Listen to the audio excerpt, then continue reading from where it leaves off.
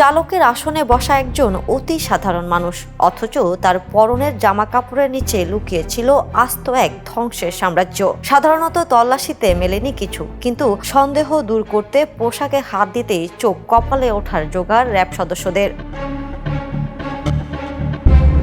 ঘটনা কক্সবাজারের টেকনাফের। সিএনজি চালিয়ে যাওয়ার পথে মেরিন ড্রাইভের কচ্ছপিয়া এলাকায় গোপন খবরের ভিত্তিতে চেকপোস্ট বসায় র্যাব 15। সন্দেহভাজন চালক আব্দুল হোসেনকে থামিয়ে শুরু হয় তল্লাশি। প্রথমে বাইরে থেকে বোঝার কোনো উপায় ছিল না, কিন্তু জামা ও প্যান্ট সরাতেই দেখা যায় ভয়াবহ দৃশ্য। নিজের পেট আর দুই পায়ে শক্ত করে স্কচ টেপ দিয়ে পেঁচানো রিংয়ের মতো 6টি প্যাকেট। সেই বিশেষ প্যাকেটগুলো খুলতেই বেরিয়ে আসে নীল রঙের জিপার ব্যাগ, যার ভেতরে বন্দি ছিল পাক্কা 24,000 পিস ইয়াবা ট্যাবলেট। সাথে সাথে বাজেয়াপ্ত করা হয় পাচারের ব্যবহৃত সিএনজি অটোরিকশাটিও।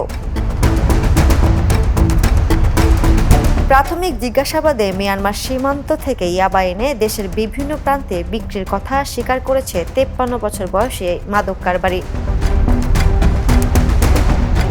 সুকৌশলে বডি ফিটিং করে ইয়াবা পাচারের এই অভিনব ফাঁদ আটকে দিয়ে তাকে পাঠানো হয়েছে টেকনাফ থানায়। National desk, the news. দেশে দেশে সবার সাথে, দ্য নিউজ।